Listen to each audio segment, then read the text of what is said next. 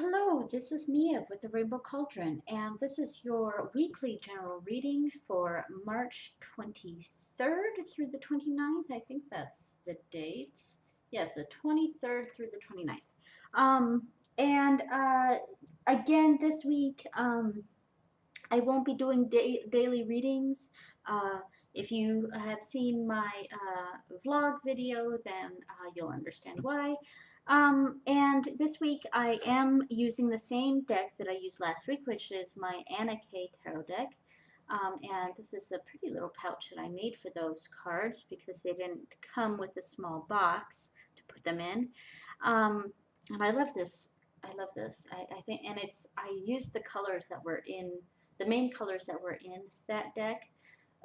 That deck has a lot of blues, light and dark blues, and yellow or gold, so I really went with those colors with this, and the inside is pretty too.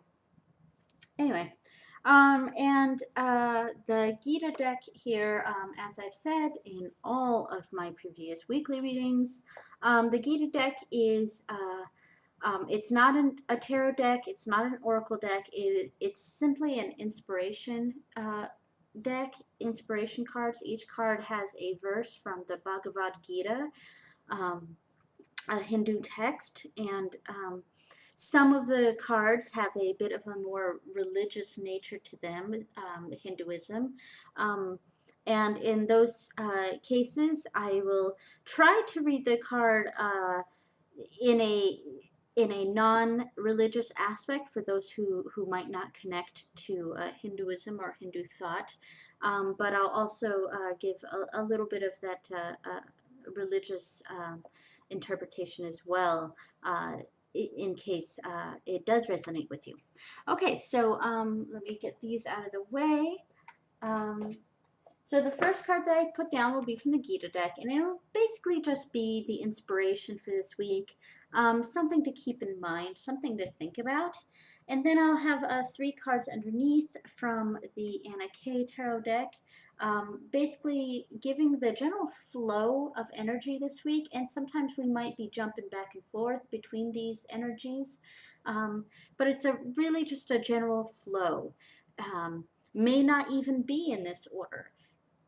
May go, like I said, it may go back and forth. It may start with the third card. Who knows? But it's really just, the main energies that we'll be seeing this week. Okay, so the first card is Sacrifice, and I love that Ganesha is on here. Ganesha is my patron god, so I'm always happy to see Ganesha. And he's the remover of obstacles.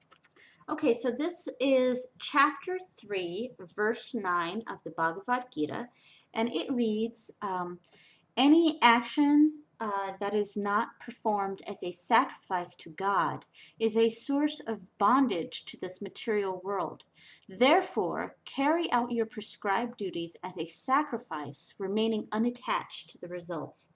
Okay, so obviously, since it mentions God, this is a bit of a religious card, and but how I kind of interpret this is that good actions done without the expectation of reward is really what makes them good actions, and that's really what's going to connect you to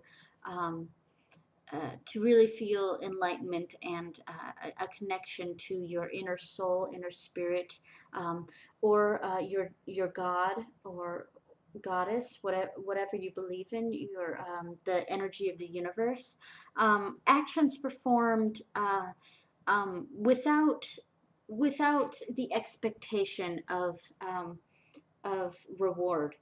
Also, I want to apologize for my nails right now. I just painted Ostara eggs with my kids, so that's why I'm sorry if that's distracting at all.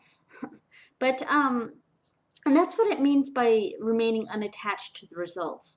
You're doing things simply because they're the right thing to do. It's a good thing to do. You're not doing it because you're expecting some sort of reward. And having that sort of selfless action is really what connects you to your inner self, really connects you to the universe, connects you to other people, connects you to God, if you believe whatever higher power you believe in. That's what we're seeing today: sacrifice, sacrificing. Um, Possibly your own happiness, sacrificing the reward, and just simply doing good because for the sake of doing good. Um, and I hope you like this the altar cloth here. I actually embroidered this Ouija board onto this purple cloth, and I'm planning on eventually putting some more embroideries all around, just to pretty it up even more. All right, so the three cards this week, we have the Star. Put that right here. And then we have the Ace of Cups. This is a pretty card. I love the colors in this deck. Here's that yellow and blue, um, goldish color, and different shades of blue and white. But they're so the colors are so very vibrant that the cards just kind of exude emotion, and they really give off a lot of connection feelings. Like you're really connecting to these colors just really pull you in. Is what I'm getting at there. Excuse me. And the final card is the Six of Cups. Okay, so what we have this week, we're starting off with uh, the star here is really talking about a sort of guiding, comforting light. This just it's a clear pathway. This really, you know exactly where you're going. You have this shining light guiding you, that you can see clearly. There's nothing hidden. This big open cavern here, it's very open, and you're supported. With the rocks here, the big rock cavern on the sides. It's something that's um, safe, and with a clear goal, smooth waters, protected, like I said. Um, and this also has to do with fertile beginnings, because we see this plant right here, just this little plant right at the beginning of your path. So there's this fertile beginnings. Um, there's there's a clear pathway coming up here, and you know exactly where you're going, exactly what to do. Um, there's support and fertile beginnings. And with the Ace of Cups, this really has to do with emotional and spiritual fulfillment, the beginnings of happiness, and it, it, emotional and spiritual opportunities.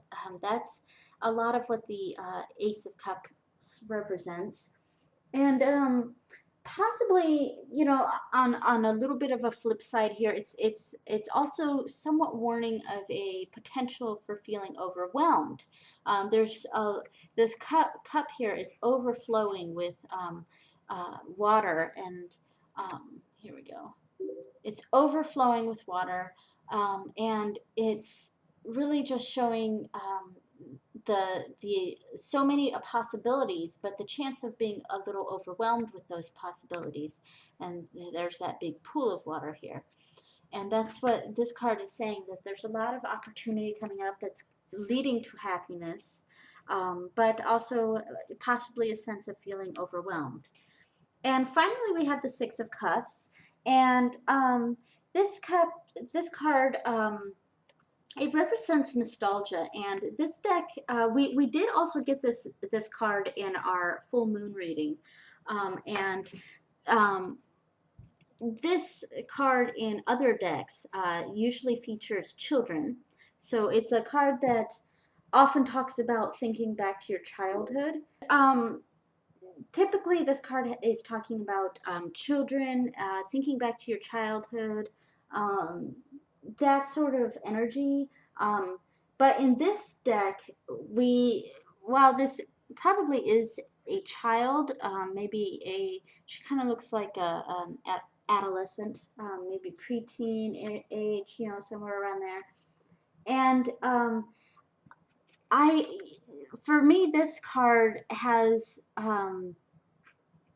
it has a lot to do with it's kind of got a daydreamy kind of quality, and it makes me also think of the Four of Cups, that sort of you know, looking out at possibilities, kind of daydreaming, sort of being in another world. That's what I get from this card, and it's a thinking of the past, daydreaming about past situations, and this may come from that sense of feeling overwhelmed and wanting to sort of get a little bit more relaxed, take a step back, and just sort of enter a quiet place, think about past situations. So it's kind of a feeling.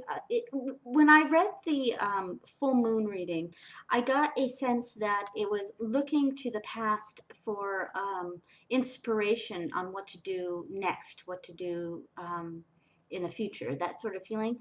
And I get the same sort of thing here, partially a stepping back and dreaming about the future, but it's dreaming about the future that's based on things that happened in the past, based on things that you know. And that's the feeling that I get from this, is from this card, is not so much a being stuck in the past, but more looking to the past to get inspiration on what to do uh, in the future. And that's what I get here. So that's this week's reading. Again, I apologize that we're not doing daily readings this week. I hope to pick those up a little bit soon. But you know, as I said in the video, our house just went on the market, so we've been dealing with a lot of real estate stuff. And in fact, in the middle of this, I actually got a call from a realtor who's going to come by later. So, and I just edited that out. But uh, yeah, so it's just I don't have the time to do the daily readings because I have to do 7 videos for that. So, and this way I'm really just, I'm going to stick with the one weekly video, and I'll do those as often as I can. So there you go. Thank you so much for watching, and blessed be.